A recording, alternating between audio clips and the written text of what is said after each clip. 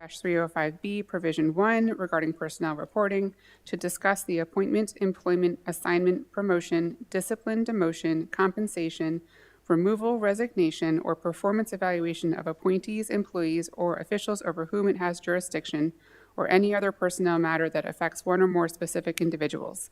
Citation 3-305B, Provisions 7 and 8, regarding legal matters, to consult with counsel to obtain legal advice on the following legal matters, and 8, to consult with staff, consultants, or other individuals about pending or potential litigation, which includes the following: a social media lawsuit regarding litigation on behalf of school districts against Facebook, TikTok, Snapchat, and YouTube, a lawsuit regarding an alleged injury to a student, an OCR case regarding special education services, a student case regarding the alleged failure of TCPS to provide free appropriate public education, a student case involving school/residential placement, allegations regarding the Child Victims Act.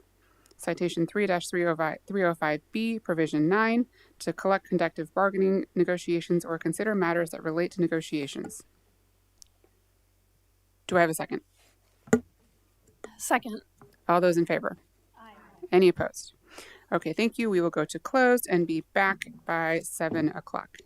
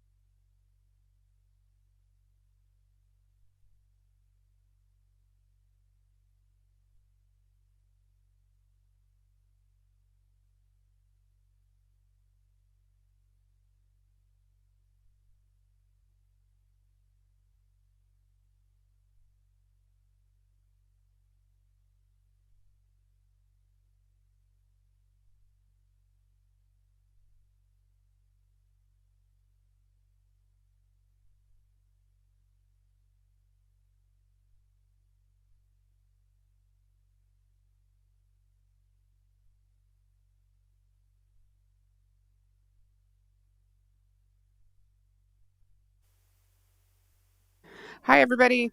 Welcome to the regular board meeting of the Talbot County Board of Education. We are starting on time tonight, so thank you for all being here. And if everybody could stand for the Pledge of Allegiance, that would be great.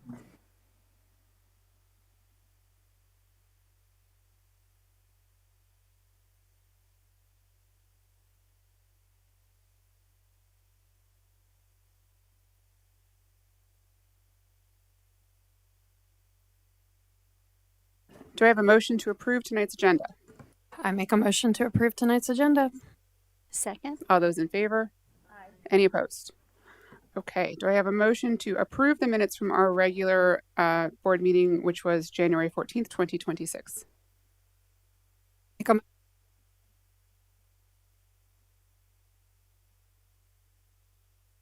Testing. Second. All those in favor? Any opposed? Okay, we're going to jump right into recognition of the public, starting with the Waterfowl Festival presentation to the TCPS Education Foundation. And I'm not sure who is leading this. Miss Gardner? Mr. Short, who's the board chair, was coming on behalf of the Education Foundation, but it's also tax season, so he may have gotten hung up, so I'll stand in for him. I'm Bill Keswick, the science supervisor for Talbot County Public Schools. I also do the environmental literacy. Mr. Keswick, could you just speak into the microphone so everybody watching at home can hear you too? Okay. Thank you. So I'm Bill Keswick. I'm the science supervisor for Talbot County Public Schools. I also oversee the environmental literacy initiatives. As long as I can remember, which has been about 30 years that I've been in the county, the Waterfowl Foundation has partnered with the schools to help financially support the experience, getting our students out into the fields, the busing, the field trip fees, so that they can actually take in the classroom lessons and put them to use and part of the state mandated MIWIs now, where they have to have an action project and a field experience to get that full environmental literacy aspect. Yes, well, Thank you. here's your check, and we're happy to give it to you. It's $4,500, and we appreciate the partnership with the public schools. And aside from the money that we give for these programs, you probably also know that we have a program for students to volunteer at the festival. They're called Duck Sitters, and they can volunteer all year long. They can get awards, a scholarship award for post-secondary education. It can be college, it can be trade school. And we've had really wonderful partnerships with the schools, and thank you so much for And that. the applications are open now soon, so just keep that in mind. Like when your kids start talking about college, that call our office to see if they're one of our, call our office and Annie will see if they're one of our volunteers. Because we had over 200 kids again volunteer this year, and each kid that volunteered last year got a $2,000 scholarship. So, and they can spend that any way they want, and they can continue to come back all throughout their college or secondary education career as long as they keep volunteering. Yeah, so make sure you look into that. It's through the Midshore Community Foundation. And there are things that they can do during the year. They don't have to, because some of the kids in college are not home during the festival, and so sometimes they think they can't volunteer if they're not during the festival. We have lots of stuff going on all year long, and so we welcome it, and we're delighted to have the partnership with the schools. So thank you. Thank you. I think they'd probably like to do some pictures. So this donation goes to Talbot County Public Schools via the TCPS Education Foundation, hence the reason we're doing this all together. And let's come out.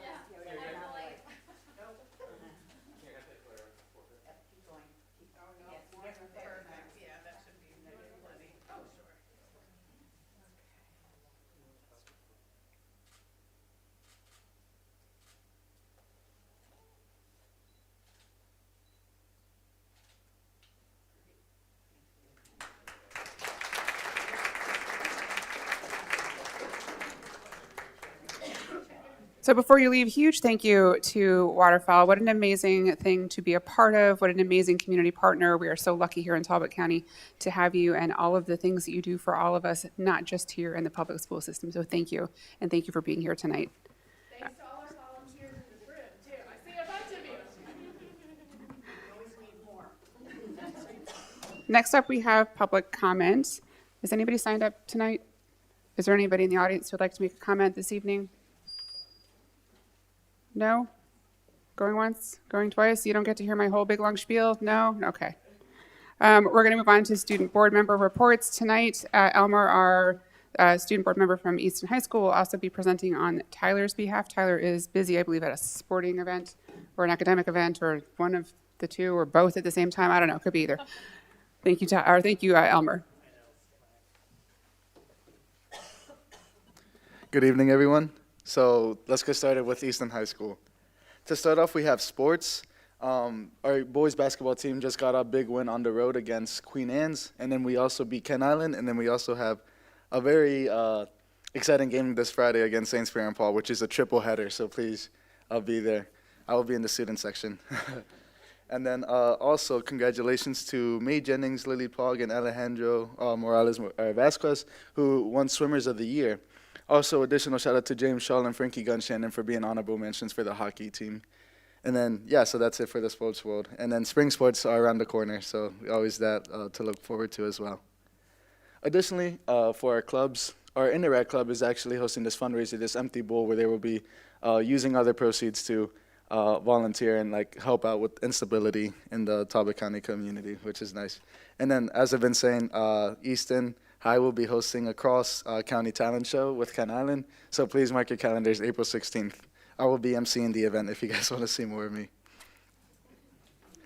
For activities, we have the Best Buddies Flex Block, which essentially is our special ed program working with a select volunteer group of students, and kind of self-implied in the name, they become Best Buddies. They do a variety of activities, and they started decorating the halls, which is always really nice to do. And then additionally, seniors can now submit their yearbook quotes. The deadline is tomorrow, so I still have to come up with one. So I better get on that. And then additionally, we have this candy flower fundraiser where you could purchase a lollipop bouquet and then send to a special somebody in the classroom. So that's all for Easton this month, and as always, go Warriors. And now for St. Michael's, the month of February. The Inside Scoop, we were going to be looking at some sports, academics, as well as some school events. So to start off with sports, the men's basketball team, they beat Kent Island for the first time in over a decade. When I was looking over this earlier, I had to look it up and make sure it was true. And I just couldn't believe it. Yeah, so this is nice. St. Michael's basketball team, very competitive this year. And then as well as the wrestling team, is second in the 1A East region with a record of 8-2. So they're also nice to look for as well. In the academics, we have seniors have been busy working on scholarships with multiple due by the end of the month. And then as well as the college acceptance wall is growing with more admissions going in. Special shout outs to our students as they're getting into some selective schools, which is really impressive. So for everybody.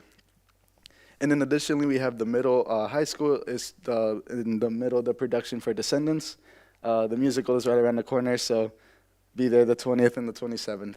And then as well as for school events, this group of St. Michael's Juniors, they're heading for the RILA this weekend. So that's we have a picture of last year's group. So that's going to be nice to look forward to as well. And then we also have the National Honor Society is hosting a pep rally for Winter Sports Senior Night. So that's stuff to look forward to for the Saints this week. And that's all we have for today. Thank you.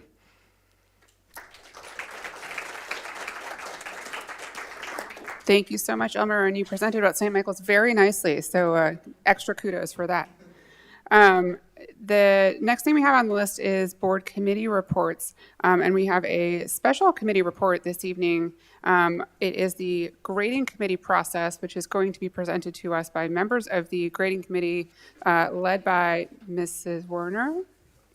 You only hear from me for a few seconds. I'm going to turn this over to Okay, them. look, I thought there was a fair number of people in the Yeah, audience there who are. might be speaking to us this evening. So while they're joining us, first, good evening, President Jackson, members of the board, and Dr. Pepikai. Tonight, we will be sharing a brief update of the progress of our grading committee. I want to begin by acknowledging the entire committee. which includes teachers, administrators, parents, and community members for their significant time, research, and thoughtful dialogue that they have dedicated to this work. Their collaboration and commitment to ensuring our grading practices best support student learning outcomes have been outstanding. And I would also like to acknowledge the leadership of our committee through our committee chairs who are also joining this evening. Dr. DeVerick and Mrs. Beatty, who unfortunately Mrs. Beatty is feeling under the weather. She wasn't able to join, but Dr. DeVerick is here. They helped lead the secondary committee because we did separate into 2 subcommittees. And also Dr. Bullock, Mrs. Wallstrom, and Dr. Palmer are here who helped chair the elementary subcommittees. They have been instrumental in coordinating meetings and facilitating rich discussion for our team so that our work has stayed on track with a clear purpose and goal, which is to provide grading systems that meet the needs of our students and families. So while the full committee could not all be here, and nor is there room for all of them, there's quite a few people, we are pleased to have a few members with us this evening who will share specific updates on behalf of the group. And at this time, I'm going to turn it over to them so they can introduce themselves.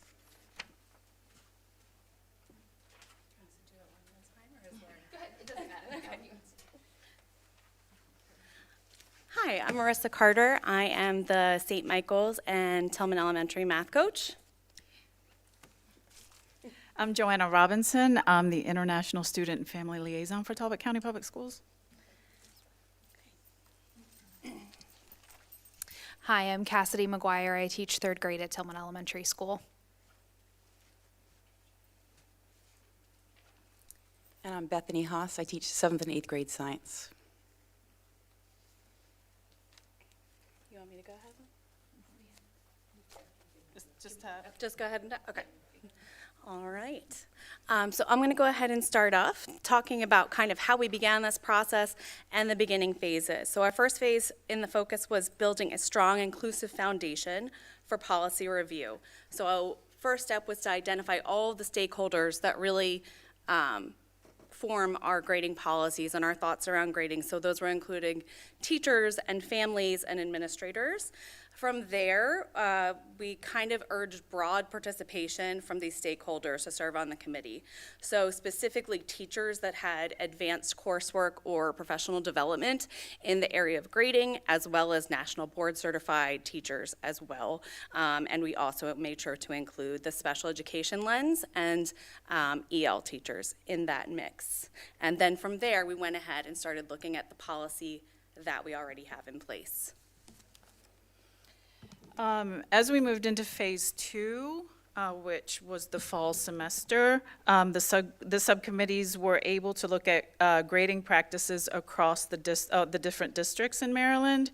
We continued talking to the teachers, students, and families, the stakeholders in the district. We also were able to analyze some data from previous years to give us a better idea of if anything had changed from then until now.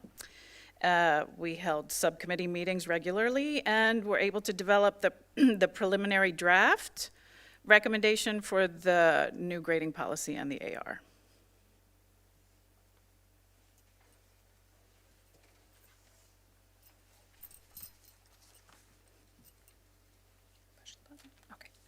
All right, so I'm going to be talking about phase 3, which is the phase that we're currently working through. We are approaching the end of phase 3, so some of the work that we have already completed and are working towards, we finalized our subcommittee recommendations. We will be reconvening next week as a full grading committee, pulling both subcommittees together to review our final draft proposal. We will be moving into sharing the draft recommendations with the broader stakeholder groups. We will be then engaging in the feedback process, collecting and reviewing all of that information to revise and finalize the recommendations. And then at the next board work session is when the information will become available.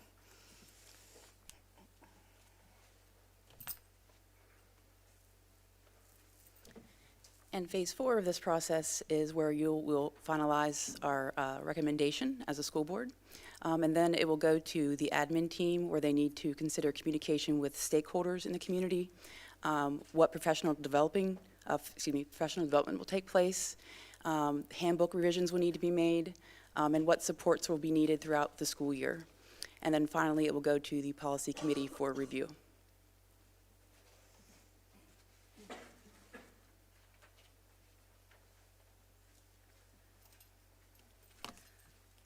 feel like this is the coolest group project ever. So we are going to go ahead and in this space kind of talk about really the elementary subcommittee. And we focused on clarifying a shared purpose for grading in pre-K through 5, and that really grounded our work. So the thought was, what should grades communicate about student learning at the elementary level? And that was kind of what we always circled back to. So we reviewed current TCPS elementary report cards and grading practices to understand how learning is being communicated to families currently. And we identified strengths in that system as well as challenges and opportunities for improvement. And we also examined the transitions across grade levels to ensure that families experience a coherent progression from pre-K through 5th. And then this phase helped us better understand our current practices and identify opportunities to strengthen alignment and communication moving forward. After we took a look at all that information, we then took it a step further and took a look at what research and information is available across other districts. We took a look at traditional letter grades, so A, B, C, so on and so forth, percentages, 90%, and of the likes. We took a look at standards-based grading, and what that kind of looks like is assigning a 1 through 4 rating dependent on each of the content academic standards. We also took a look at competency-based grading, which is clustering those individual skills together, and again, using a 1 through 4 rating to determine the growth and mastery of those skills. From there, what we'll be looking forward to next is making the committee recommendation when we reconvene next week to then, we discussed and made recommendations to the remaining components of the AR, and we are going to talk with the secondary people in the upcoming week. And something that we wanted to note as well is even though we've been operating in subcommittees, elementary and secondary, several of our stakeholders have been participating in both subcommittees. So even though we've been having these discussions separately, they have been informed by the participants that have been able to attend both committees to inform what we are hoping to recommend.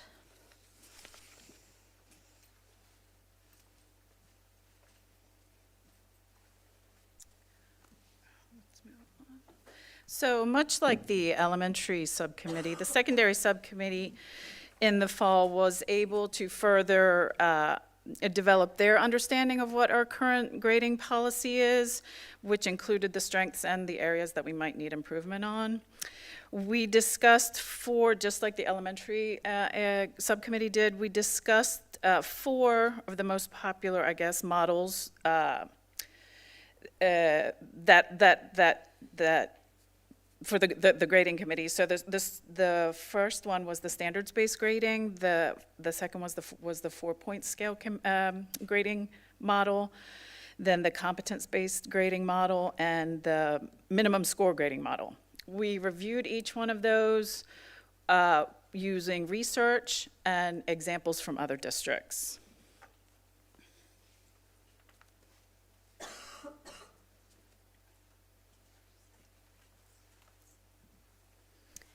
And here in the fall and the winter, we have looked at quarter 1 data from the current models that we have and compared them.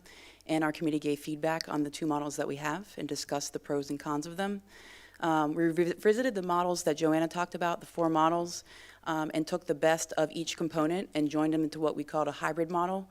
And then we're continuing to give feedback and recommendation on that potential model for grades 6 through 12.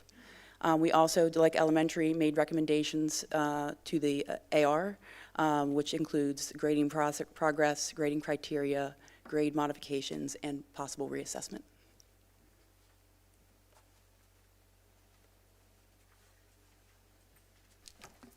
Okay, so bringing it home with next steps. So as we move into February and March, we're going to reconvene as a full grading committee to review the final draft proposal. And this ensures that elementary and secondary perspectives come back together in alignment. And then we'll share the draft recommendations with broader stakeholder groups, including the equity and advisory committees. And then we're going to gather additional feedback and ensure diverse perspectives are considered within that area. Based on that input, we will then revise and finalize recommendations before submitting the final draft to the policy committee for consideration. And at that point, we'll go ahead and present final recommendation to the school board in April, May, and start administrative planning for the implementation for the 26-27 school year. So we believe that this process reflects our commitment to thoughtful collaboration, transparency, and shared ownership in updating our grading policy. And on a personal note, it really has been a privilege to work with this group of colleagues, and we're really excited to see the next steps.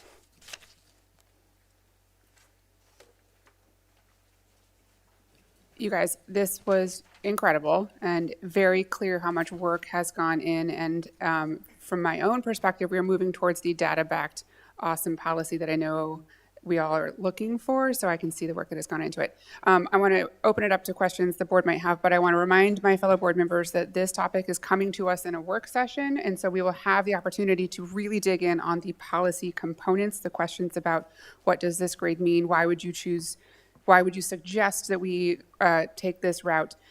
Tonight, I think the most appropriate questions would be about process and policy to this point, how they got here, what their thinking was, but you can ask whatever you want. I'm just letting you know that we have a whole evening dedicated to the ins and outs of the policy itself.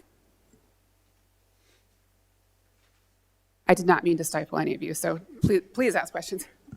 I really don't have any questions. I just want to say thank you for your presentation, because all the questions that I think I would ask, it sounds like you're already doing those. So I'm just looking forward to seeing the draft. And I want to thank you too. I know this is going to be a huge relief for the community as a whole, as you probably are very well aware. So thank you all for that diligent work. I'm going to say I've had the pleasure to be on the committee in these last couple of months, and it really has given me an appreciation for the thought and the research and the depth and the collaboration of weaving together many of the different viewpoints that you hear from us here on the board, from our student member, from our community. So really appreciate the effort and the depth and the care with which you have approached this. Okay, once again, thank you so much, and we look forward to speaking with you further when you come back with your full recommendations. All right, next on our list, we have new business, which is, the first topic is board goals, which is K-2 literacy led. Mrs. Strickland is going to come talk to us about what they're doing at Tillman Island Elementary School.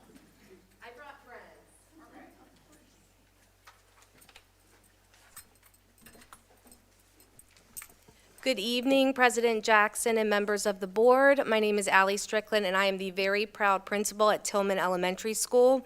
We are so excited tonight to talk to you a little bit about the school improvement efforts that have been happening so far this year, especially within the context of K-2 literacy. But before we get started, I would like to acknowledge this amazing team that is up here. We have Dr. Amy Palmer, who is our elementary ELA curriculum supervisor. Mrs. Kristen Stovall, she is one of our new teacher mentors. Fun fact about Tillman Elementary, 4 out of 7 of our teachers, our classroom teachers, are first-year teachers, and they are phenomenal, and you'll get to see that in just a minute. And Mrs. Stovall, no pressure, Catherine, and Mrs. Stovall supports all of them. And then we have Mrs. Catherine Posey, who is our amazing kindergarten teacher at Tillman Elementary School. And added bonus, we have Mrs. McGuire and Mrs. Carter. So I am very happy to report that Tillman Elementary is in the house tonight. So, yeah. So I'm going to start big picture, and then we'll just kind of funnel our way to what that looks like in action. So for those of you that don't know, this is my first year as a principal at Tillman Elementary School. And much like the work that the board and Dr. Pepikai led last year in the strategic planning process, really a lot of my work early on was just to listen to the perspectives and to gather information to inform next steps as a building leader.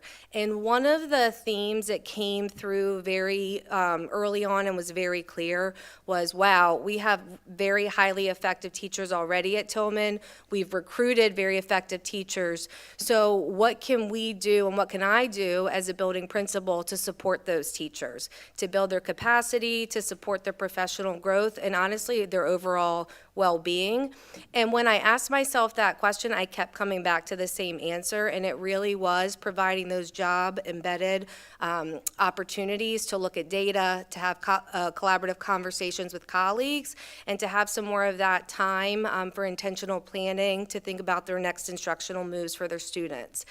So what's a little bit tricky about Tillman, that's a little different than some of our bigger schools, where you might have a grade level team that has, 3 kindergarten teachers on a team. We have 1 teacher per grade level, so we did have to think differently to figure out how to provide that opportunity considering our staff and the structure of our building. So we spent a little bit more time than I would like to admit on that master schedule, but with some good thought partnership, we figured out how on Thursdays to leverage our special schedule so that we could provide some more of that time for teachers to look at data.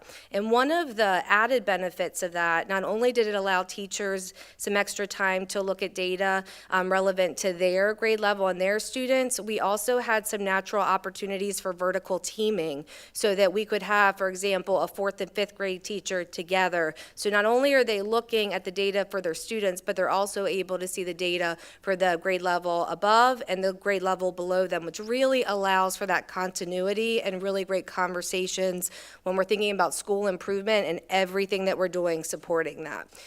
The other thing that was really important and that we focused on early on, teaching and learning has been really great thought partners with this, and Kristen Stovall and I spent a lot of time in the summer thinking about how do we make the most of this time and to bring even more thought partnership into these collaborative planning on Thursdays. And Kristen and I thought about how can we leverage her time. So she's part of those conversations on Thursdays. And that has a couple of different added benefits. One, her expertise and her coaching really provides this outside perspective that pushes our thinking as a team. But in addition to that, Kristen has this innate ability to be part of a conversation.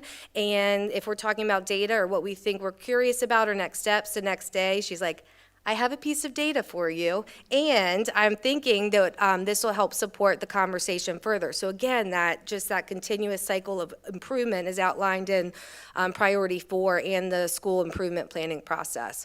So you'll notice Kristen is in both of these, but you'll hear a little bit about this picture in a second, but this is Mrs. Posey and our 1st grade teacher, Miss Glenn. They're looking at student writing samples. And over here, this is Mrs. Kemp.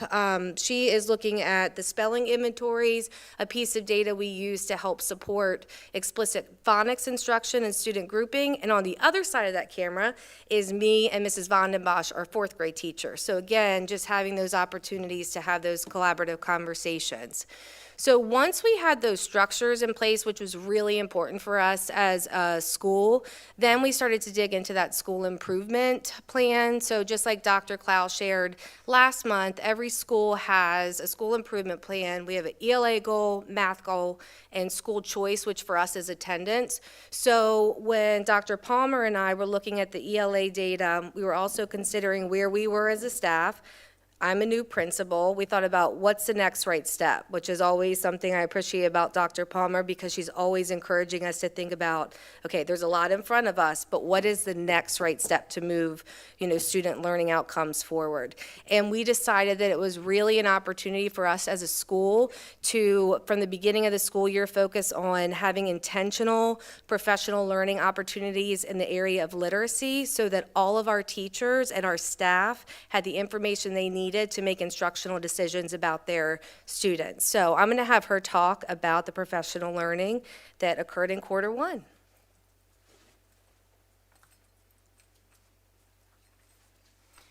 Thank you.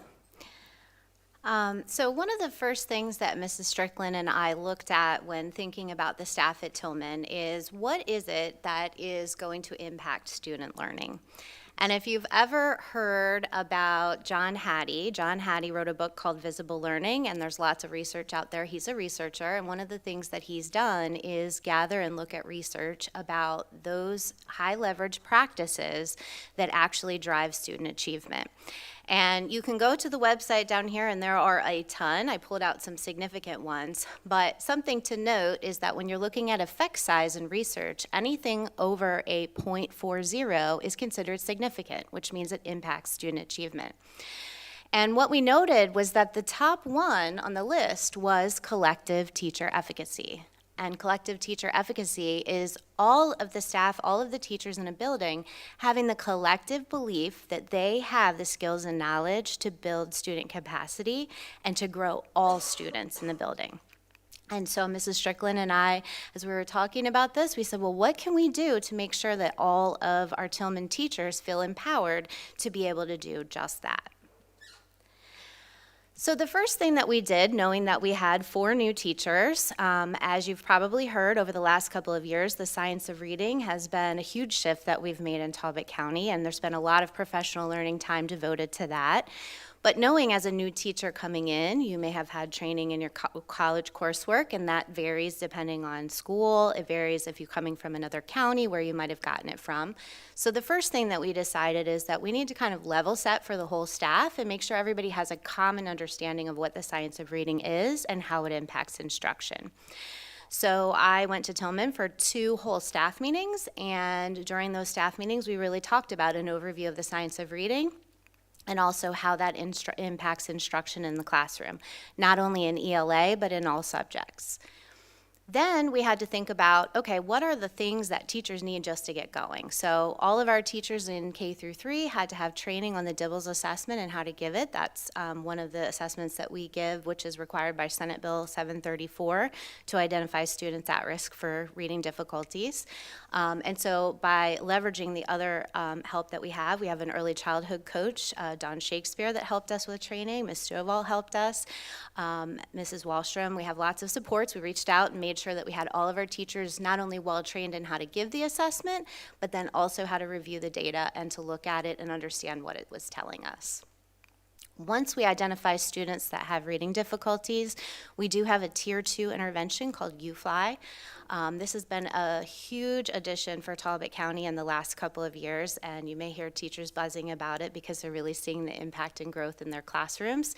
So we had to make sure that all of the teachers at Tillman were proficient with this intervention and knew how to teach it. So we did some training on that. I did some individual sessions with them, and what was really great is Mrs. Stovall was able to be there in the sessions, and also Mrs. Strickland. And shout out to them because they then took what they learned and were kind of passing it along throughout. I heard that Mrs. Strickland was even doing some flashcarding of letter sounds in the cafeteria. So we definitely were spreading the wealth. We also spent a lot of time collaborating over all of the different data points, not just DIBELS, but all the other things that we had, to really think about what our individual students at Tillman needed. Once we had done all of that, which was probably about, 6 to 8 weeks worth of work, then we decided to drill down to what specific teachers needed for their specific students. So after we looked at the data and we discovered what the areas were that our teachers at Tillman needed to focus on, then I designed some professional learning sessions for those individual teachers. So our 4th and 5th grade teachers wanted to focus on fluency. They said, our students know their letter sounds, but they're not quite fluent as readers, or not able to read quickly enough to be able to comprehend the text. So I introduced a strategy called repeated reading. We learned about that, and then Mrs. Stovall and Mrs. Strickland were then able to support that in the classroom after I left. In 3rd grade with Mrs. McGuire, we were focusing on writing. She already has a lot of knowledge in the area of writing, so we were really looking at something specific. She wanted to know some strategies for providing specific actionable feedback, so we looked at what some of the research was saying in that area. In 2nd grade, we had a teacher that was really interested in how to make the phonics instruction more explicit, which I don't know if you noticed on the other slide, but that and repeated reading are really high leverage practices just on their own. So we focused on what that looked like. And then in 1st grade, our teacher in 1st grade wanted to focus on writing goal setting. and also how to take a student from being a writer, which we like to say that we believe, Mrs. Wallstrom and I and everyone in Talbot County, that a student is a writer from the first moment that they put a scribble on the page and can say what it means. And we look at early writing continuums all the way from pre-K all the way through. And so our first grade teacher got some exposure to that, and then Mrs. Stovall was then able to carry that forward, and she worked with our kindergarten teacher. So I'm going to turn it over to Mrs. Stovall to talk about kindergarten. And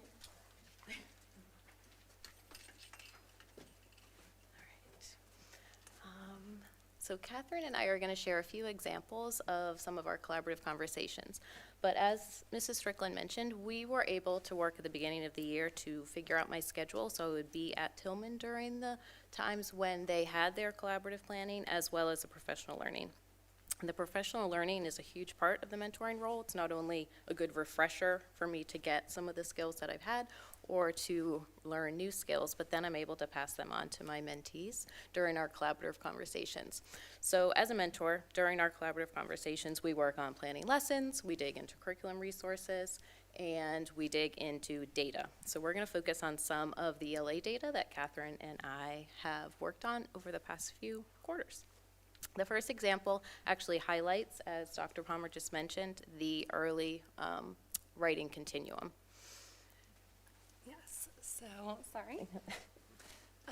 One thing that came out of our collaborative conversation with first grade on the writing continuum was this, it is called the writing checklist in our writing center. And so this is a practice that the students are now doing as they're writing. They are learning to independently check their work. They're looking for, okay, I need to write this word. What can I do to sound it out? So they're reminded to tap out their words, and then they can independently spell. They're also reminded to put spaces in their words. And from this practice alone, I've already seen improvement in their writing. In fact, recently, I've had a lot of my kids just run up to me and say, hey, can you please read this? And I read it, and it's exactly what they meant to say, and they're so excited, which has motivated them to write a lot more.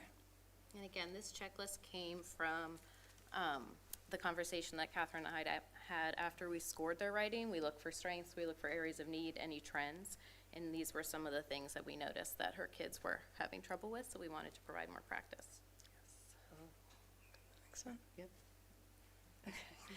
One of the other pieces of data that we looked at was some of her quarter 2 assessments. So in kindergarten, they work on uppercase and lowercase letter recognition. So when we dug into that data, we noticed that kids were having trouble recognizing the difference between B and D and P and Q, which again are some common errors, but we wanted to provide some more opportunities for them to practice. Yes, so as you can see in the picture up there, we have a visual at the front of our classroom that helps the students differentiate P versus Q and B versus D.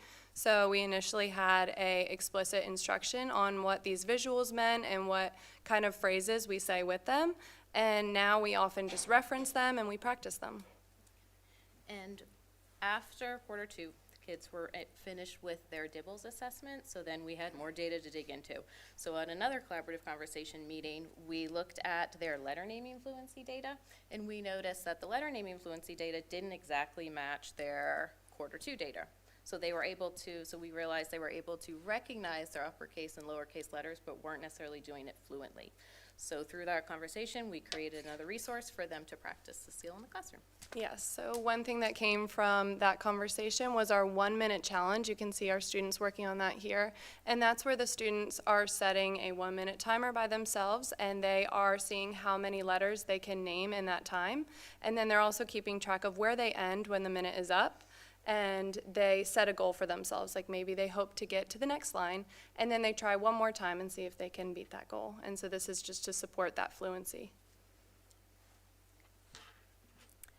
Okay, and then the last example that we wanted to share highlights another opportunity that we have through the mentoring program.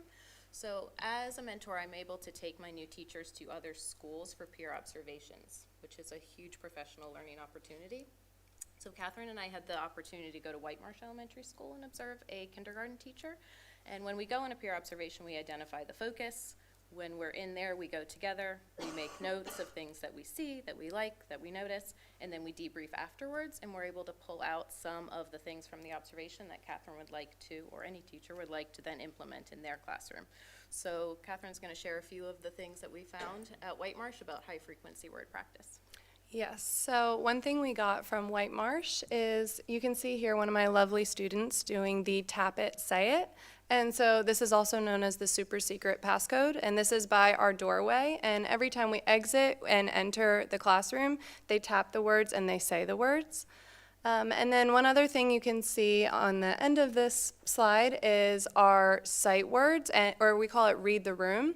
And so this is where the students go around the room, and it's almost like a scavenger hunt, and they have their piece of paper and they're looking all over for these words, and they're reading them and then writing them. And so this is good practice for high frequency words, but it also allows them to get some movement in at their own pace. And then our last high frequency word practice you can see here in the middle is what we called read it, build it, write it. And we actually got this from a teacher at St. Michael's.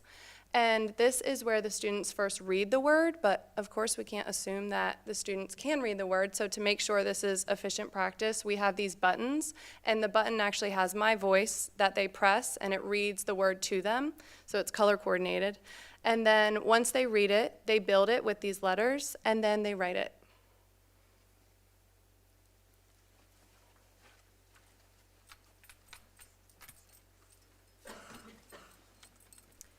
So we were really proud of this event through our school improvement goal number 3, where we're focusing on attendance. When we were looking at historical data, we noticed that we had a decrease in attendance on some of our early dismissal days and days that backed up right against a break. And so we've been trying to pilot some different events throughout the year to see if that does support with our student attendance, and it has. And it's actually perfect timing that Mrs. Carter is here tonight. So we piloted 2 STEM days that we've done throughout the whole morning school-wide, and it's a really great way to embrace the fun. And also, Mrs. Carter has been really intentional in looking at the MCAP math data to find areas of opportunity that we have as school and making activities that are aligned to those standards. So again, very intentional based off of student need, but also just embracing the fun and having an opportunity for us to come together as a school community. This event actually was inspired by St. Michael's Elementary School. I've had an opportunity to be part of Sit, Snack, and Read as a parent, and that's always been really a fun experience for me and my girls. So the day before Thanksgiving break, we invited our students to bring in special friends, family members, and what the families did is they could either bring a book, we had books, and we also had a plan for students that maybe a family member or a special friend was not able to join us that day. In fact, if you look, and if you know anything about Tillman, you know our strength is our community. So if there were any friends that didn't have someone, the parents were like, come on, you're coming with me, which is really nice to see. And the reason that we're so proud of this event, aside from the fact that it did help support attendance, it was just a really meaningful way to bring our families into the learning experience, right? I think it's important that we share information, but anytime that we can really authentically bring our families into the learning experience is really important. So we were really proud of this event. Oh, and I will just close off of memory with next steps for Tillman Elementary School. So February 17th, we have in the morning professional learning. Pre-K to 2, we're really going to focus on our DIBELS sub-tests to look at those foundational skills to see if we have any opportunities as a school if we're noticing any patterns, and also drilling down to the individual student need. 3 through 5, we're really going to start to shift for MCAP, really focusing on student growth overall, but being intentional and looking at the students that are at that 750 cut score to think, okay, what can we do? What intentional supports can we put into place to help support our students to get into that proficiency range? Mrs. Carter and Mrs. McGuire have been really instrumental in planning that as well. We're going to continue with collaborative planning. It's what's been really neat to see since we've come back from break is, Dr. Palmer shared, there was a lot of information that is necessary and needed at the beginning of the year, but we've started to shift where the teachers are really driving what we're focusing on during that time, which is ultimately, the goal for them to really make decisions on what's going to be most helpful for them in supporting their student learning outcomes. And we're going to continue with the school improvement process. Clifton Strengths work, we're going to in about March. We all have done the Clifton Strengths assessment. So as a staff, we're going to do some work not only to look at our individual strengths and how it supports our students and families, but also how we can look at our collective strengths to think about how we can leverage those to even further maximize that support and really connect it to that collective efficacy that Dr. Palmer has brought to Tillman Elementary School. And I know there was one thing at the end. Oh, yes, believe it or not, April and May, we are starting to prep for 26-27. So we'll do a needs analysis just to look at our data and also our practices. And then we'll go from there. So I just want to thank the board. Oh, there it is. I just want to thank the board very much for giving us this opportunity. We are really proud of the work that we're doing to support our students and our families. I'm really proud to be a Tillman Tiger, and I just want to say thank you so much to this amazing team, to our amazing staff, and again, thanks for giving us the opportunity to share. Now, I will open it up for questions. While you were talking, I went back to look at the data that was presented to us on Monday at our work session about each school's data or your mid-year data. And I did remember correctly, your data is outstanding, and clearly what you were doing is making a huge difference for your students. And so I too am really proud of all the work that you're doing. And thank you for going a little more in depth today and telling us a little bit about how you got there, but we saw that you're really getting there. So we're all proud of you too. Well, thank you. I really like the fact that you're bringing the families into the learning. It's so important to not just obviously have it during the school day, but to make sure it's carried over when they get home. And that's just wonderful. Thank you. Oh, I was just going to say real quickly, I'm sorry.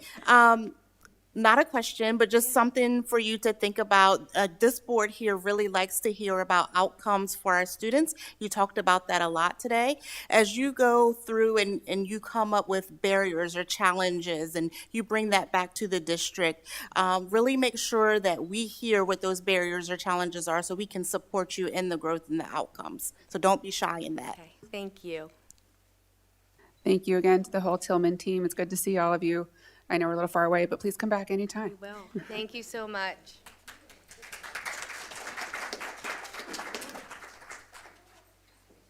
All right, next on the list for new business, we have the Program of Studies 26-27 with Mrs. Werner.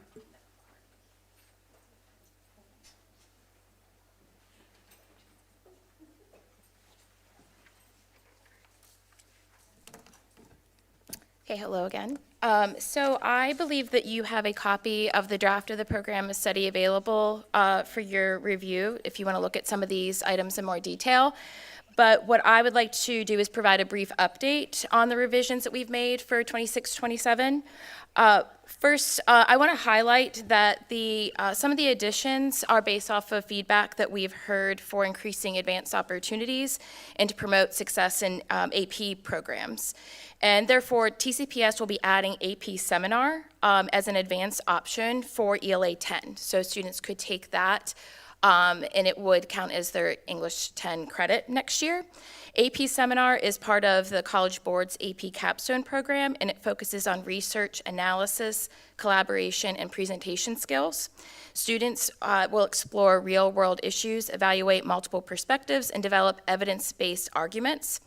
This course strengthens critical thinking and prepares students for rigorous post-secondary work across disciplines, as well as other AP courses that they may pursue throughout their high school career. So it is truly designed as a course to help bridge that gap for students who may need some support with entering AP pathways. We're also introducing AP Business with Personal Finance. This is actually a new course through the College Board. The College Board is starting to recognize that there are programs that would benefit to be standalone courses, or that they could work in collaboration with career and technical education programs, which is very exciting to see that bridge. Next year, TCPS will be offering AP Business with Personal Finance and it is new across the nation. The course combines fundamental business principles with practical financial literacy skills that allows students to engage in advanced study of entrepreneurship, economics, financial decision-making, which also meets Maryland's personal finance requirement. The course can be taken, as I said, as a standalone course or also serve as the capstone for our current CTE business marketing pathway.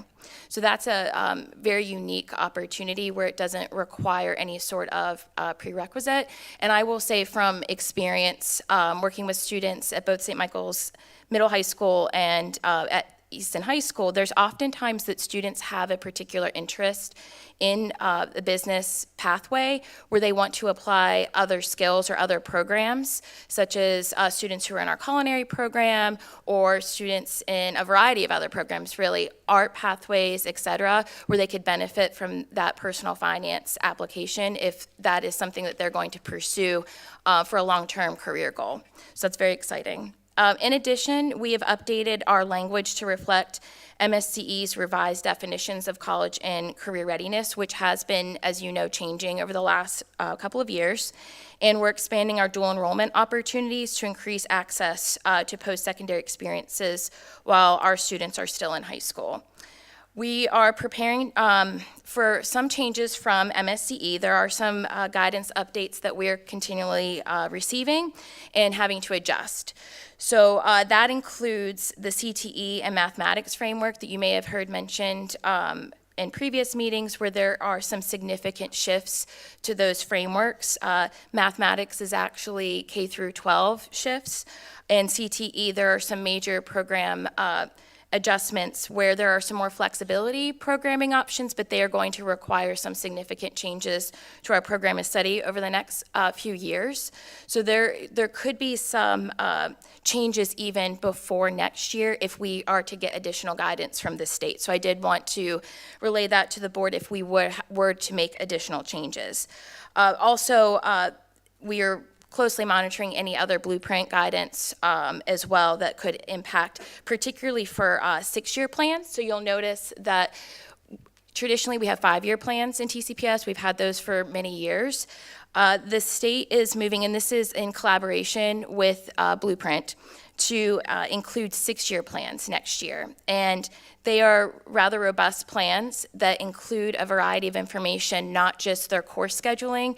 They also take into consideration students, their surveys on their strengths and their interests in careers. Those are things that our career counselors have been doing throughout middle school and into high school. So it takes that information and makes it accessible to parents and students, as well as teachers or any other staff members that those students may be working with. And it's supposed to follow them throughout those 6 years and actually be something that is used regularly, not a standalone plan that is kind of reviewed once a year. It's supposed to be something that could follow students throughout their 6 years and be adjusted as needed.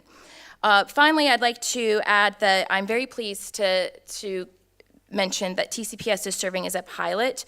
LEA, I think we're one of 6 who will be implementing 6-year plans and career-connected learning, which is another initiative that MSCE, we actually just went to a conference last week regarding this, that opens up additional opportunities for coursework for all students that connects work experience beyond apprenticeship. So those are a lot of changes that are happening right now and into next year, and we're trying to strategically determine what are some changes that we can implement first. What is the next right step for that? I use Dr. Palmer's term, always thinking about the next right step. So for our program of study, we wanted to make sure that we were starting with the areas that met our needs, but then also keeping in mind that we might have to make some additional changes. So I am open for any questions you may have. I'm excited about the career, The business. connected learning. Me too. Yeah, I agree. I'm excited to see what more opportunities that brings. As a parent of a older high school student, the opportunities out there for connecting with a future career are not always ample. We live in a rural area, and so building those partnerships and those pathways, I think, is going to be great to continue to build those. We're not starting from scratch. There are still plenty. I did have some questions about. I love the addition of AP seminar. I think that's really important. We've talked for a while. I talked to Dr. Einhorn about this. We tend to have really good pathways for more advanced mathematics. You can start a little bit earlier in middle school and kind of get ahead of the game, but we don't really have a ton of opportunities in the English social studies space. And there has been some discussion over the years about a request to expand start an honors program, particularly in the middle schools, as sort of a ramp into those AP classes, which in the past, just aren't offered until 10th grade. So I would just say that once again, I think it would be great, particularly if we're moving towards 6-year plans, much easier to do in the math space, I think, than in the English space, because it's pretty prescribed for you. You're not making a plan. So it's more of a comment to say, love AP seminar, love giving more opportunities in the humanities spaces, but if we could look again at that space between 7th, 8th, 9th grade at that bridge class and honors level, I think that would be really helpful for those who are more talented in the humanities versus math. Sorry, that was a really long way of saying that. Well, and I 100% hear that point. We have heard that feedback, and I just want to add, I think some of the reason of not implementing that at this time is just because of all of the changes that we're having from the state. We want to make sure if we were to implement a program like that, that it was done in alignment to changes. So we would hate to implement something, particularly in middle school, as you're suggesting, and it not align to the high school changes, and then have to go back and redo those courses. So I think that for some of, and I do understand that there is a difference, as you've said, with the math trajectory there because of the course offerings. So I think that's something that we're going to continue to look at, but we really would like to do that intentionally and well planned, and so it doesn't put additional burden on our staff to have to recreate courses. So we would like to see some of the guidance come from MSCE on these frameworks first. I think that makes complete sense, and I like the thoughtful approach. I would also just add that while I am a big fan of AP classes, they are very limiting as far as your schedule goes, especially as you get into older grades. They don't leave a lot of room for exploration of other quarter or semester classes, and it can sort of back you into a corner. And so maybe providing semester-long honors classes would give people the opportunity to have those higher level academic experiences while still allowing you to try, to sample an art class, to try a theater class, to take a statistics class or something, that would just be sort of outside your normal comfort zone, and give you more flexibility in your own schedule. I would like to see a business math, business finance class offered also. I know that was one of the most important classes I ever took because I went on to apply it to several businesses. And I think with offering all these CTE programs, you need to have the finances along with it to make a business work. And I think that would be very beneficial. We actually did implement that in our Flex class this year. So I totally agree with that as well. And we found that that is a need for all of our students. We heard last year, I believe St. Michael's had a real world day, you might recall, where they did do a lot of those skills, and hearing from the community of personal finance being one of them.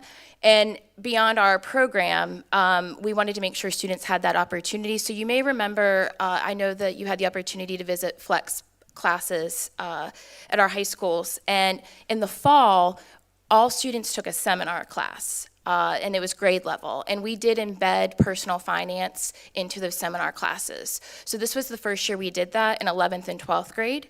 So during the Flex block, all of our 11th and 12th grade students had financial literacy embedded into those classes. And what we're going to do is take feedback from the teachers who taught that, and also students, to see how we can adjust it. This year is really about getting feedback from Flex to see how we can refine it and improve for next year. So I will make sure that that is something that continues to be a priority. Thank you for continuing to research the newest and greatest offerings and bringing them back to us. I think we all appreciate your work in that space. Thank you.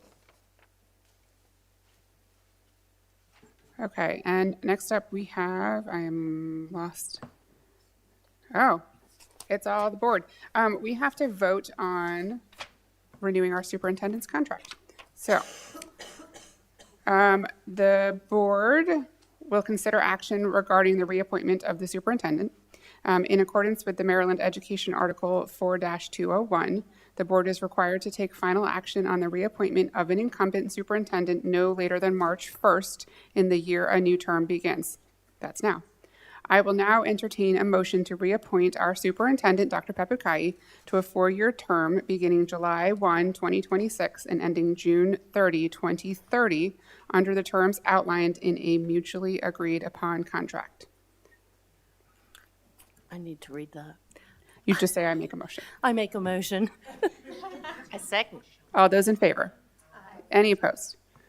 Okay, thank you for being with us, Dr. Papukai. We're excited for the next 4 years.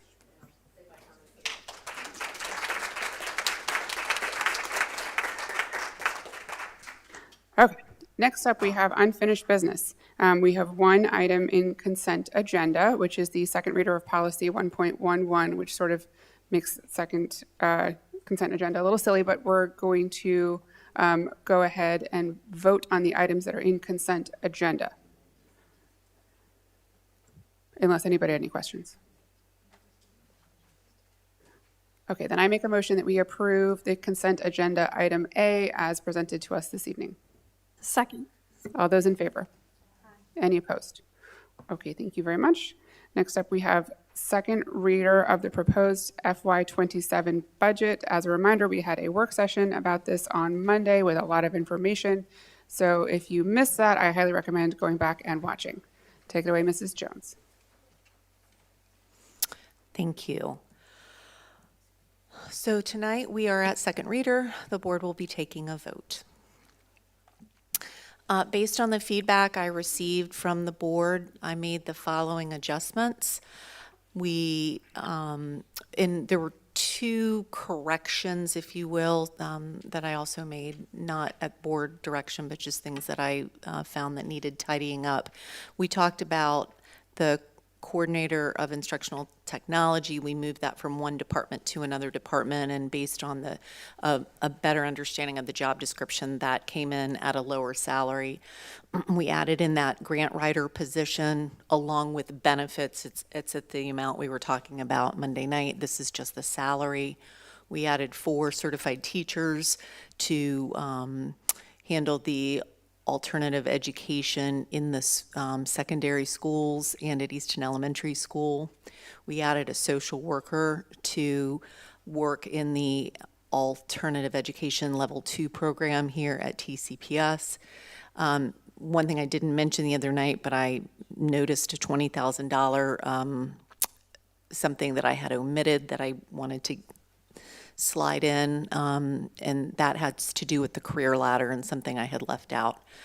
And I'm happy to give more info on that. And then we wanted to add in $15,000 for instructional cost related to the SCEP program down in Dorchester County.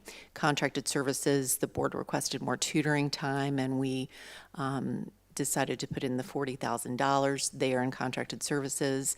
The $183,000 that you see under fixed charges is the benefits associated with the 6 new positions that the board added.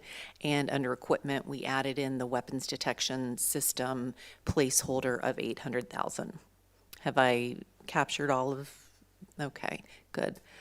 So that netted to $1,445,000 of additional cost.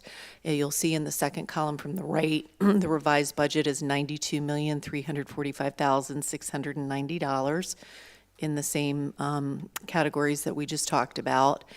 I won't go through these in detail. This is a breakout of those same costs, but by the different categories that we talk about. And so I just wanted to have that sort of in the record. One of the things that Dr. Papukai was talking to me about, we did increase the transportation budget by $20,000 for additional costs related to summer school transportation, but I also was able to find savings of $20,000 within that department budget, so there was a net impact of zero.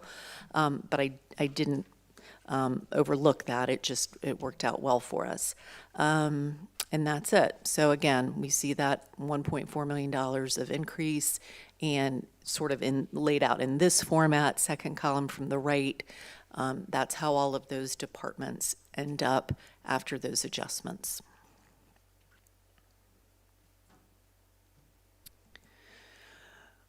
We had asked for 11 new positions going into our work session on Monday. We've added 6, so the third line down where we have 4 alternative education teachers, those are new positions. A few further, and then the last 2, 1 social worker, and that is again for alternative education, behavior work, and 1 grant writer. So we have a total of 17 new positions included. Our unrestricted budget, second column from the right, of $92.3 million, combined with our grants anticipated for next year of $8.5 million, bring us to a total overall organization budget of $100.9 million, which is a $9.5 million increase over FY26.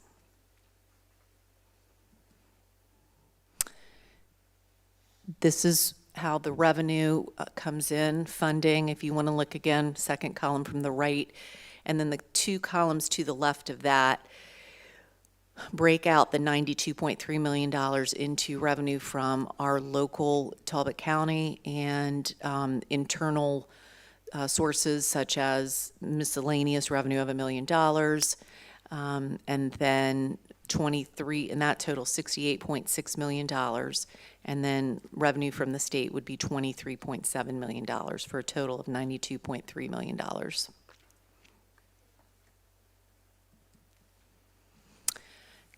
That's it for the operating budget. The capital budget, we are focusing on the top 2 lines and the request for next year. In total will be $4.1 million, with $1.8 million being requested locally and $2.3 million coming from the state.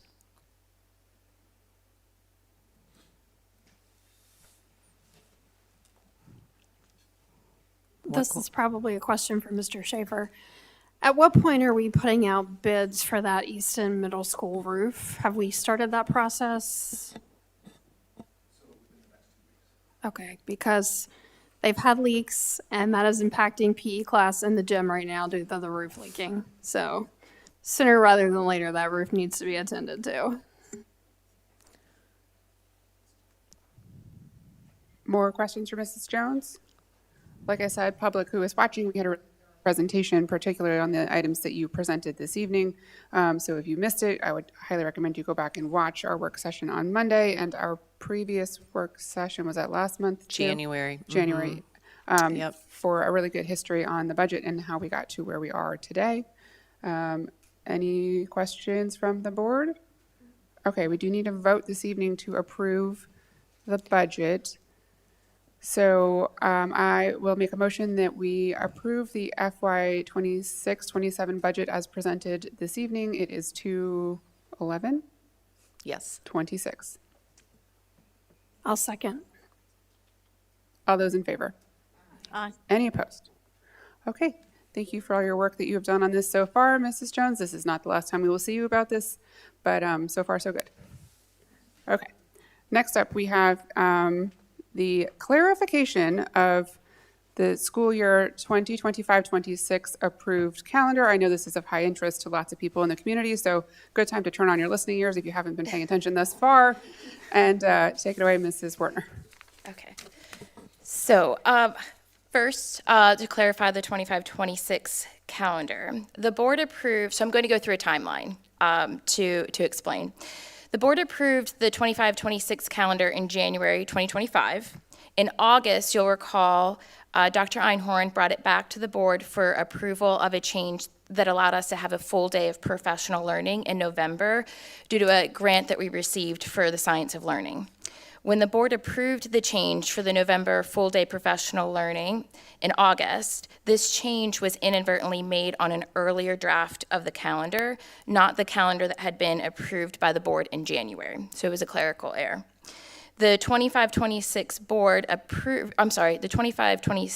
approved calendar had 2 makeup snow days for March 12th and 13th, and 2 at the end of the year. The calendar that was revised in August was an earlier draft that had 4 inclement weather days built in at the end of the year. The calendar that had been posted on our website is incorrect, but has been corrected and posted since then. We have currently been closed 4 days for inclement weather. In the correct board-approved calendar, these days will be made up March 12th and 13th, and June 11th and June 12th. So it has since been clarified, and apologies to any confusion that may have caused for our staff and families. But as soon as we were notified of the mistake, I do know that it was quickly caught and corrected and put on our website. I would just like to add that this is the calendar that we voted on at this time last year, but the board could this evening decide to not use those days in March and revert to the other version of the calendar that had the 4 snow days tacked on to the end of the year. Should anybody want to discuss that, that is our prerogative. I just wanted to put that out there to all of you. If anybody would like to entertain that discussion. I had a question. Somebody had made a comment one time that when the governor declares a state of emergency, that we don't have to make up those school days. Is that correct? That requires us to use our 4 inclement, whatever we build into our calendar. So we had 4 built in. You have to utilize those before you can apply for a waiver. And we have been in discussions, we meaning the 24 superintendents have been in discussion with Dr. Wright and MSDE about submitting waivers. We were going to collectively go together, but so many districts did so many different things. They basically said each district can submit their waiver, but MSDE made clear they're not going to administer any waivers until late March, like after they know we're out of the snow season.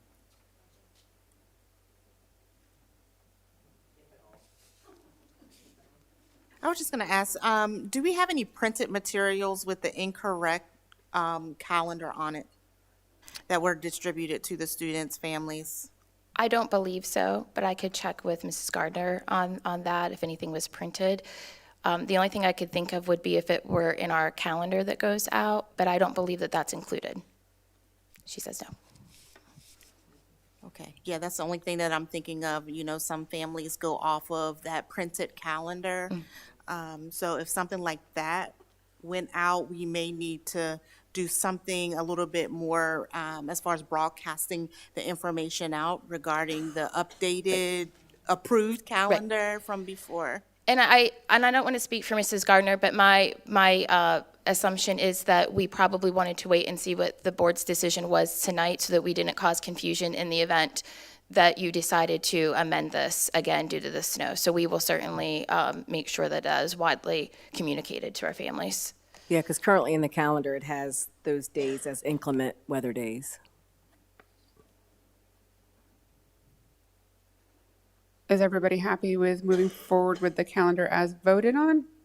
Yes. Okay, then it doesn't require an additional vote because we already voted on it. So we're just going to move ahead with what we discussed last year. Okay, so just for my clarity, we would be communicating to our families that we would be utilizing March 12th and 13th. Yes, and that as of now, the last day of school is that Friday, June 12th? Yes? Correct. Okay, and that is a half day? On the calendar, it says early dismissal. Yes. That's what I thought. Yes. Okay. Okay. Okay. Thank you very much. Thank you for bringing it to us to talk about. Oh, And I'm sorry, I now didn't- we can move on to the next one. Okay. So last month, the calendar committee shared with you 2 draft calendars. The board asked the calendar committee to revise the 2 drafts to include schools being closed on Election Day, November 3rd. In order to do this, to take this day off for students and not impact the contracted work day for our teachers, the calendar committee converted the November 11th day, which in the draft had originally been for conferences for elementary and secondary professional learning, to a full school day for students. The conference day and professional learning will be November 3rd, when schools are closed for Election Day. You will see that change reflected in both calendar A and B. So essentially, we swapped those 2 days so that the our teacher days did not change, and we didn't have our students in the building during Election Day.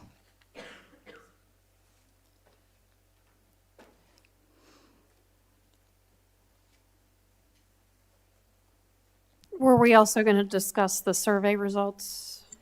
Yes, I have results from the survey. We surveyed both calendars, so this is calendar A. There were 870 responses to the calendar survey. 57 of those responses were from parents, 26% were staff, 9 were community members, and 8 were students. 665 responders indicated they preferred calendar A, or 76%. So this was our draft calendar A. And then this was calendar B. And I believe the most significant change is the start date and spring break. I hate to put Elmer on the spot, and maybe you don't know, but when I looked at the data, we had a little more in-depth information about the data. All of the various subgroups are in favor of calendar A, except for students who prefer calendar B. And my own students prefer calendar B, and I could tell you why. But I was just curious if you had heard that, if anybody talked to you about the calendar, or if this had come up at all, and what would be preferable in B to A if you were a student. And again, you can just say, I don't know, I can't speak for everybody. That's totally fine. I don't mean to put you on the spot. So yeah, I think just as was already mentioned, just the spring break and the start of school. That just what tends to be, more students want more days off. So that's just really the main ideology behind it. And then I also see they have an earlier graduation that might play, but are they the same on both? So here's calendar Yeah. A. So yeah, I just think it's just the spring break and the start of school. That's just. I had a few group of kids come up to me, juniors this year, and yeah, they're just starting later as opposed to sooner, and then of course the longer spring break. So.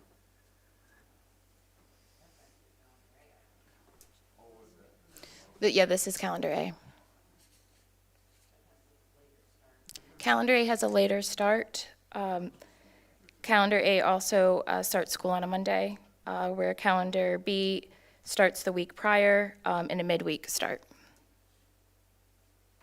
While we're talking about the start time, I've been just trying to pay attention to the community and read a lot and listen a lot and kind of take in what the feedback is. And there's been lots of questions, a lot of commentary saying, well, we never, or we always, which is dangerous to begin with. But I went back and looked in my own calendar about when we started school and ended school over the past 10 years of when I had just written it down, and there is zero pattern whatsoever.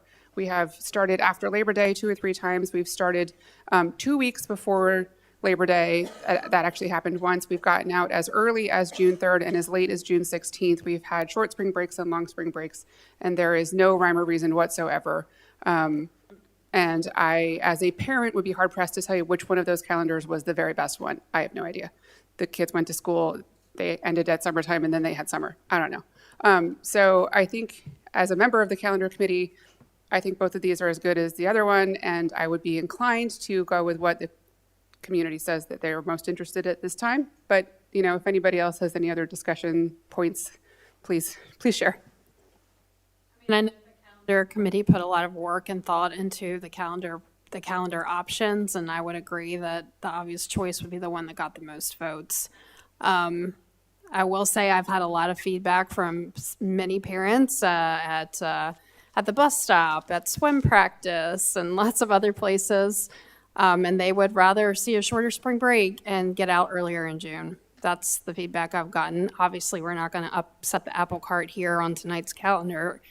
And I think that we're planning to do a more in-depth survey in the fall for the next calendar process. But for me, I'd like, if nobody else has any comments, I would say we make a motion to pass calendar A. Second. All those in favor? Any opposed? Okay, nice and easy. Calendar A it is. Thank you, Mrs. Werner. I'm just going to add a clarification to Ms. Strawberry's question about the printed calendar that is distributed to families, our pretty printed calendar that Mrs. Claggett has created. We did check it. That was created after the August revision, so it does reflect the 16th as the last day. So that will be part of our communication to families. We'll create some graphics, et cetera. We did have to do this one other time where we showed that we had an error on that pretty calendar as well. So we'll be working on that over the next few days. Thanks. I want to add to calendar. I went back and watched our meeting from last year. This is not about you, Ms. Gardner. And I referenced multiple times that it was a once in a lifetime or once in an every 10-year storm that we had last year, and then we had another one this year. And so I apologize, and I will refrain from saying anything like that again in the future, or I will not jinx anybody again. So moving along to the next item on our agenda, which is the optional sale of laptops to graduating seniors with Mr. Wilson. Good evening, President Jackson, members of the board, Dr. Pepperkai. So back in January, we started this discussion about the possibility of sales to laptops to graduating seniors. We got the go-ahead from the Office of Legislative Auditors, who had no concerns with, and they would leave it up to us to make the decision. We also checked with the Talbot County Council and President Chuck Callahan and County Manager Clay Stamp. Met with Dr. Pepperkai, and they had no concerns regarding the resale of laptops to graduating seniors. So we did a little investigation into the value of you had some concerns about what the value of these might be if we put them for resale. So there's quite a range of sales, and we looked at a variety of places like eBay and other resellers, and this is what we came back with. So they're probably valued at about $400 to $700 at this point in time. Down below, there's a breakdown by condition, and then the trade-in value if they go to salvage companies. So that's so we'll set a fair price when we're ready to turn them over. So. Then next we have the guidelines that we have proposed that we'd like everyone to consider. So Talbot County is making available to graduating seniors the laptops and accessories that were assigned to them when they entered St. Michael's Middle or Easton High School, Middle High or Easton High School. And students may purchase their laptops, charger, and case at a prorated rate if the following criteria are met. So the things that we're looking for is that it's going to be a graduating senior from either of the high schools, but not those who withdraw, drop out, or transfer. They will not be eligible. They'll have all the obligations must be paid in full on the laptop that they currently own. They need to submit a request by May 1st so we can prepare the proper paperwork. And for only their assigned laptop, no other devices will be substituted. We will in turn, they will turn their devices in and their charger in at the normal collection time, which is usually a few days before graduation. And then we will and the laptop must be in working order with no damage to the screen. And during that time between, I'll tell that, I don't want to jump ahead here. And then the student is also going to be responsible for having all their data backed up because we're going to need to wipe them. The technology staff will wipe the laptops clean of all data, applications, passwords, unenroll them from the TCPS mobile device management system, and we're going to unenroll them from Apple as well. Apple keeps track of all the laptops and all the devices they sell to us in case one gets stolen and somebody tries to have it repaired. They usually run the serial number very much. So we'll have to get it unenrolled from there as well. We will reinstall the current operating system, but we will not put on any other licensed applications or endpoint security software on the device. Those are licenses that are sold exclusively to Talbot County Public Schools. And we're going to have the parent, or if the student is of 18 years of age, pay for the laptop and pick up the device within 20 days following graduation. We don't know how many laptops will be up for sale or how many graduates will be taking advantage of it. Could be up to 350. So we'll need several weeks to kind of refresh and make sure the laptops are ready for resale.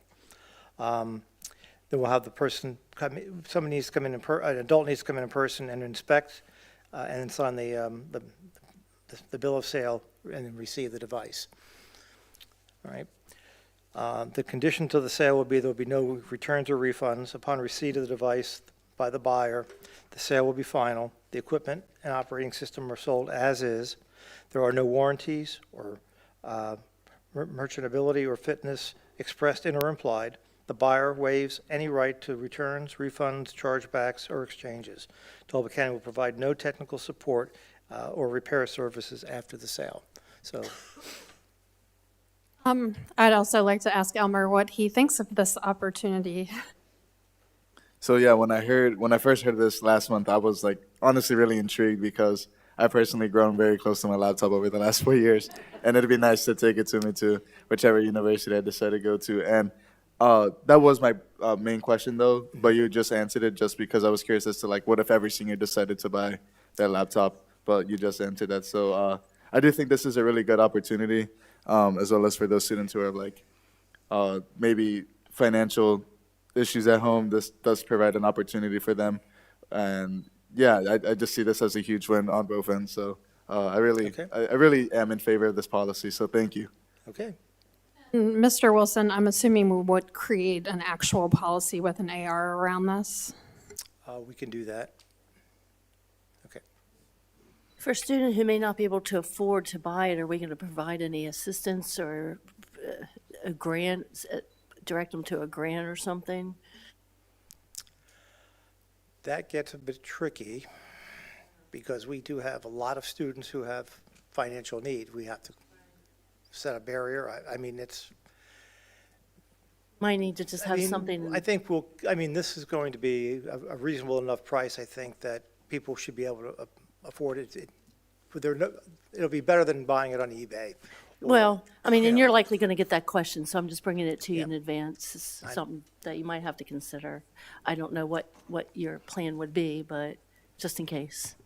We could put it out to the community too, to create a fund through the Education Foundation if they were interested, or if there are tech groups in the community who would be interested in, that's what the Education Foundation serves to do, is to help meet this need. So I see Ms. Gardner nodding her head in the background. That's not, I'm not saying that they will definitely do it. I'm just saying that if somebody was interested, they could be the conduit to set that up. It is something that could be discussed with the board and the Education Foundation as a possibility. I did have two questions. Sorry. I would just like to invite you to our Educational Equity Committee meeting where we can kind of discuss how we could possibly move this forward and also be able to incorporate those students who may not be able to afford it. Okay. I had two questions. First, the laptops you said, are they all 2020 MacBooks, even those who've been damaged and replaced over the years, or do students have different versions of? Usually we keep their homogeneous set of laptops in the hands of each cohort of students. So they all should have about the same model, okay? It's possible if something got damaged it's possible they may have gotten another one, a replacement somewhere along the line, but most students have the same laptop they came in with. And even when we get them repaired, the same one usually comes back and is put back in their hands. Okay, so I'm just making sure that there isn't going to be a different price for each laptop, right? There's going to be one set, regardless of what it is. That's correct. Okay. My feeling, if you're taking requests or advice on pricing, is that it should be in alignment with what you would get if you turned it in, which is what you would do at the end. If the student isn't purchasing it, you would then trade it in for.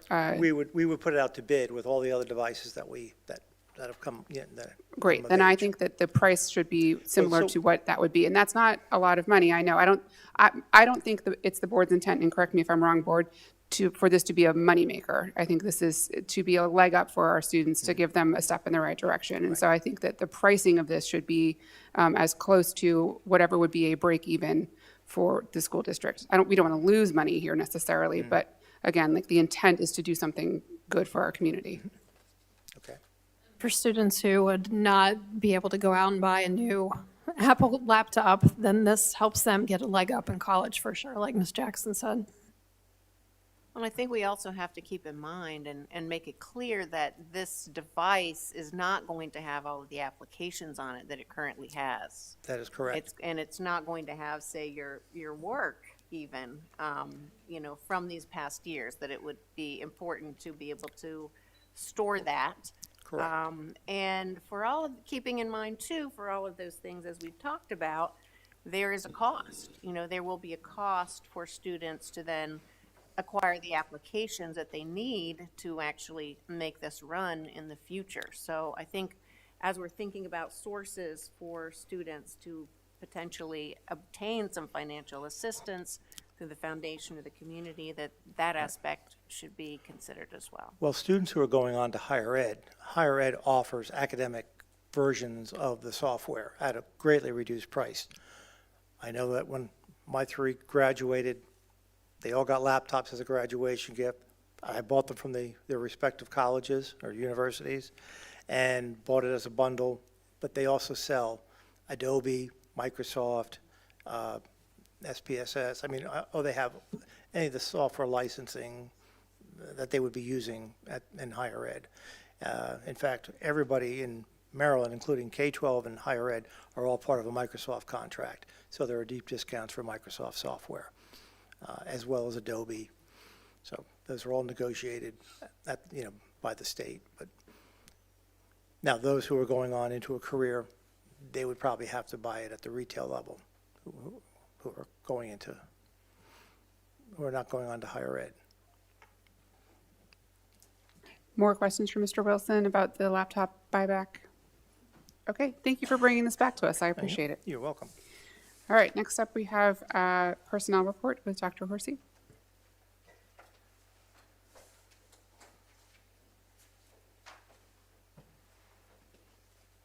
Good evening. I would like to ask that the personnel report be approved as presented in closed session. I make a motion that we approve the personnel report as presented in closed session. Second. All those in favor? Any opposed? Okay, thank you very much. Next, we have our monthly finance update with Mrs. Jones. Good evening to the board again. I would just like to report that our revenues are on track, our expenditures are on track. The only department that is overspent or is projected to be overspent currently is special education. As I reported last month, it's projected to be overspent by less than $30,000. And Mrs. Menchez and myself were talking today about a grant she's recently obtained that I think will reverse that by the time we see these financials next month. So we are operating within our budgets. Any questions? Okay, thank you so much. Next, we have our superintendent's report with Dr. Pepukai.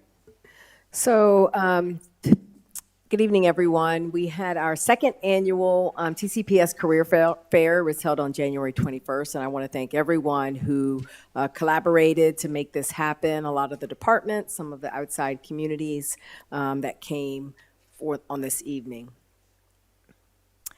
I read to Chapel District Elementary for Black History Month. I'm reading again tomorrow at Easton Elementary. It's always nice to be in the space with students, sharing stories with them. Our virtual learning day, as you know, because of the snow, took place on Thursday and Friday. We constantly learn about what we continue to do better should we be put in that situation. And so we snapped some pictures. I actually popped into a first grade classroom during that time, and they were having a story read to them. They were getting very familiar with the reaction button, so you saw confetti and balloons and everything going across the screen. But they were having a good time, and they were all on there engaged with their teacher. huge thank you to the hardworking members of our operation team. So they were out at the schools going through that very hard ice because it was not fluffy snow. And so it was very hard to get through that. And we really appreciate all of them getting our schools ready and prepared when we came back. So we really appreciate them. National School Counselors Week took place, and we want to thank our counselors who help our students, not just academic, but all that they come with, both good, bad, challenges up and down. So our counselors are there to support our students and our staff. And we celebrated the opening, I love this picture, of the TCPS Marathon Health Center. We had our open house and our ribbon cutting, and I know staff have already been going through the doors, and so we're just excited to have that addition here to serve our staff and their families and retirees. And you could see the long list of upcoming events. February is a busy month, but March and April also have plenty of things that everyone is involved in. And just last, I wrote down a few things. I am grateful for the confidence you've shown in the renewal of my contract to continue to serve here at TCPS. It's an honor and a responsibility that I don't take lightly. Express sincere appreciation for the staff, students, and families. The progress we're making of transforming and performing is a reflection of the commitment and the collaboration and the shared belief, because in our strategic plan, Aligned by 2029, we do want everyone to feel celebrated, valued, and empowered. And so I look forward to continuing celebrating our wins, but also rolling up my sleeves because we have a lot of work to do still. Thank you for your trust and for the privilege to serve. And so at the end of this year, we are putting together a 4-year summary of the things that we have accomplished together. And I will be sharing that at the end of this school year. So I just want to thank everyone for your trust and support. Additionally, I just want to speak to the committees, the committee work, grading committee, calendar committee. I sat in on a special education committee this week. I don't take for granted the work and the hours that teachers who work all day and then stay after hours into the evening, disagreeing sometimes, and really researching and doing the hard work to stand here then and present it. So I just want to thank those that came here, serving, all of you serving on the calendar committee, the grading committee, special education committee, and we have probably another 6 or 7 committees that take place here in the district. And that's where the work's happening, so that we can continue to move forward and make decisions for our students. So I just want to applaud that, and I think each year we get better and better with the committee work and rolling out those decisions and that back up our policy and our practices. So I want to thank you for that. And then last, the school improvement team in Tillman Elementary School. I think the suggestion of having schools come here to talk about what they're doing in the area of our K-2 literacy was a great idea, because you could see they're all not the same. You heard Chapel last month, Tillman totally different, but they collaborate with each other, and you can hear the support from our district supervisors, our mentors, and the through line is that they're looking at the data and they're making decisions based on the data and keep making decisions, changing what students need. And so you saw the data from DIBELS. So that assessment, which is the dynamic indicators of basic early literacy skills, that's what DIBELS stands for. And so we're constantly looking at where students are, you know, when they walk through our door, and are they growing and progressing to reach literacy standards.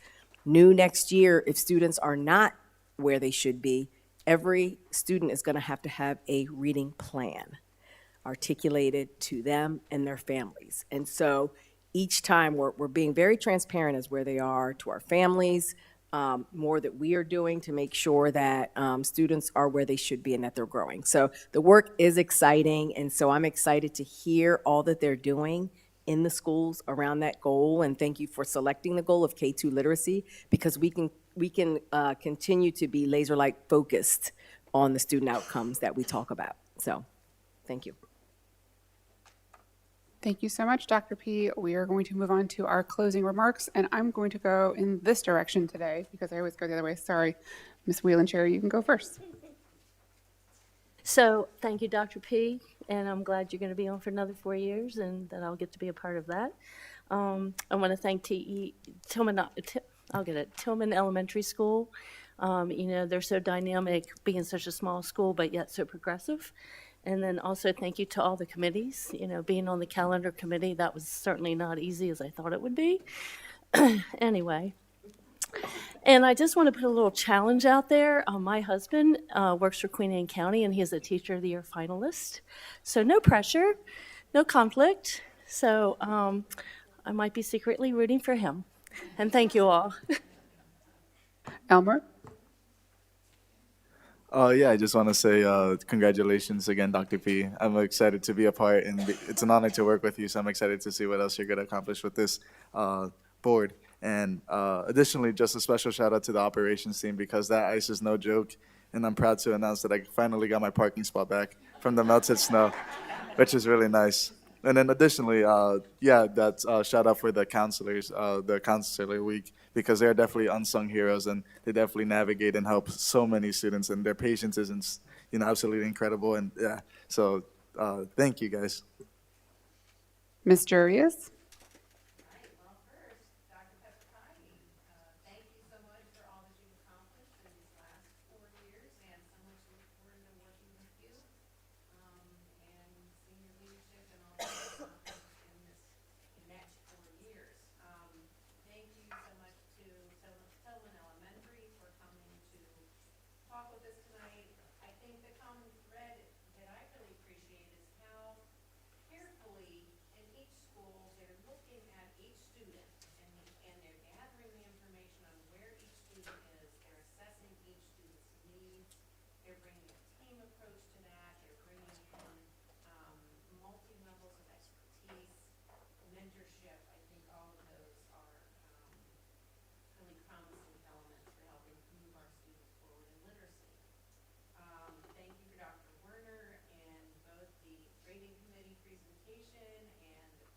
Studies and continuing to look at ways that we can provide a program of studies that helps our students have so many more opportunities. Mrs. Jones, as always, thank you for your great work on the budget and taking all of those pieces and bringing them together as we continue to look at how the budget fits together with our goals and trying to accomplish those things. So we very much appreciate how you do that, as well as keeping us on track in our current budget. I think that's it. Ms. Strawberry? I don't want to name names. I'm just going to say thank you to everyone who has brought all of the information forward. I am very proud to be in this district, in this county. I believe that we as a district bring things that are transparent, so that way you have all the information and you're very well informed, because that's the only way that we can grow and establish interventions, if we know the truth and not making up just the good stuff, but we can look at everything and all the pieces, so that way we can strategize effectively. So thank you. Ms. Bridges? I'd first like to say, I'm glad Dr. P is going to be with us for another 4 years. You're an amazing leader, and I really appreciate the communication back and forth. I really appreciate what you do for our students and for the teachers, and I'm really glad you're going to be here 4 more years. And Mrs. Jones, thank you so much for all your hard work. You're in your team. I know this has been a really hard budget, and I appreciate all the work you've done. And I'm just so excited to see all the work that our students and teachers are doing, and hopefully it's going to lead to better test scores. Yes. Thank you. Ms. Dodson? So everybody's kind of hit all the nails on the head here near the end, but again, I'd like to thank the folks that took care of that snowcrete out there. It wasn't just snow, it was concrete snow. I'd also like to thank Tillman Elementary. I love seeing the school improvement plans. I look forward to getting in the buildings and seeing those in more detail. And I also want to thank my fellow board members who, not only are we laser focused on getting our education performances up higher, but we're also pioneering safety for our school buildings. So thank you for everybody being on board with that. Like Ms. Dodson said, you guys have said, I think, everything that needs to be said tonight. I am so proud of everybody in this district, and I know we focus a lot on students and student achievement, but tonight I think what we saw on full display was the achievements and just incredible laser focus on success of our staff. And they are so incredible, and they bring so many unique talents and skills and just so much heart and love for their students and drive to make sure that we are always doing better and always growing. And I think tonight was just a really good example of the fact that we have the very best of the best here in Talbot County.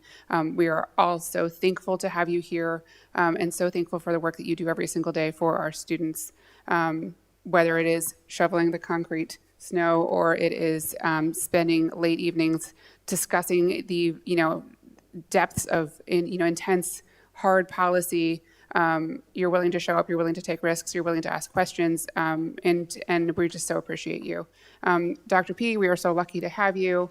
Just in case everybody doesn't know, Dr. P is now one of the longer serving superintendents on the Eastern Shore, and she's become a real leader in that space and a mentor for her peers. So people look to her for guidance and best practice, and we are so lucky that she is ours here in this county, and we get to have you for another 4 years. So thank you for being willing to serve. I count you in that team who's doing the best of the best. And with that, it is late, so Mrs. Bridges? I make a motion, we close the meeting. Second. All those in favor? Any opposed? Okay, thank you very much, everybody.